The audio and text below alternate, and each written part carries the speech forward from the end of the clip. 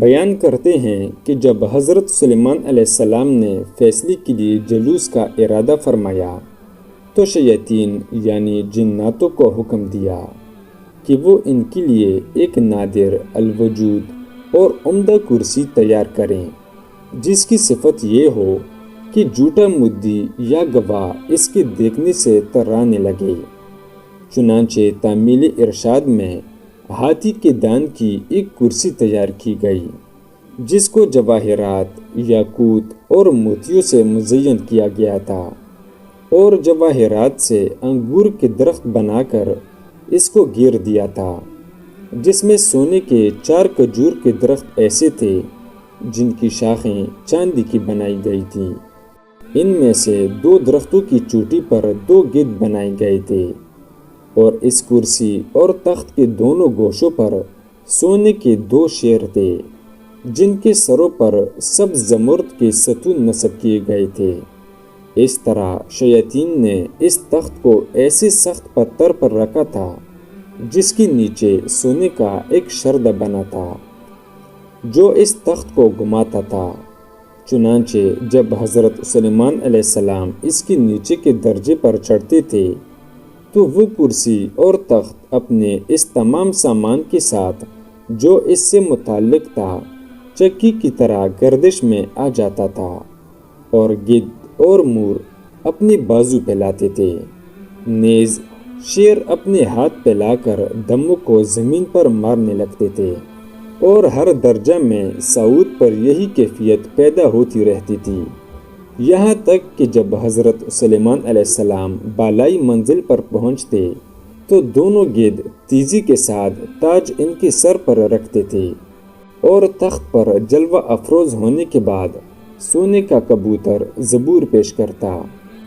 جس کو لوگوں کو سنایا کرتے تھے۔ ان کے دائیں جانب علماء بنی اسرائیل سونے کی کرسیوں پر بیٹھتے تھے، اور بائیں جانب معزز جنات چاندی کی کرسیوں پر۔ اس طرح حضرت سلیمان علیہ السلام فیصلے کے لیے جلوس فرماتے تھے، اور جب کسی معاملے کی شہادت کے لیے گواہ آتے تو وہ کرسی اپنے سامان کے گردش میں آ جاتی تھی، اور شیر و گدھ اور طاؤس اپنی مذکورہ کام میں مشغول ہو جاتے تھے۔ یہ دیکھ کر گواہوں پر ایک ایسی ہیبت طاری ہوتی کہ سچ و حق کے سوا کوئی جھوٹی شہادت نہ دے سکتے تھے۔ پس جب حضرت سلیمان علیہ السلام کا انتقال ہوا تو اس کرسی کو شاہ بخت نصر نے اپنے قبضے میں لے لیا، مگر جب اس نے اس پر چڑھنے کا ارادہ کیا تو ایک شیر نے اپنے دائیں ہاتھ سے بادشاہ کی پنڈ لی اور قدم پر ایک ایسی چاپ ماری جس کے باعث وہ کرسی پر چڑھ نہ سکا، اور اسی ضرب کی کرب وہ بے چینی میں مبتلا ہو کر آخر کار مر گیا،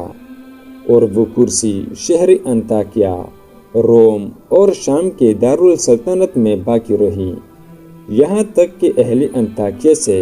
کراس بن صدرس نے جنگ کی اور خلیفہ نے بخت نصر کو شکست دی۔ اس کے بعد کرسی بیت المقدس کی طرف لائی گئی، اور کوئی بادشاہ اس کرسی کے چڑھنے پر قادر نہ ہو سکا۔ پھر اس کو صخرہ بیت المقدس کے پیچھے رکھا گیا، جس کے بعد آج تک اس کی کوئی خبر یا اثر معلوم نہ ہو سکا کہ کہاں گئی اور کیا ہوا۔ حاصل اس حکایت سے حضرت سلیمان علیہ السلام کی کرسی کی وسعت و ہیبت و دبدبہ اور انصاف کا پتہ چلتا ہے، اور اللہ کی ذات اور قدرت پر ایمان مضبوط ہوتا ہے کہ اس کی مخلوق میں اس قدر رعب و دبدبہ ہے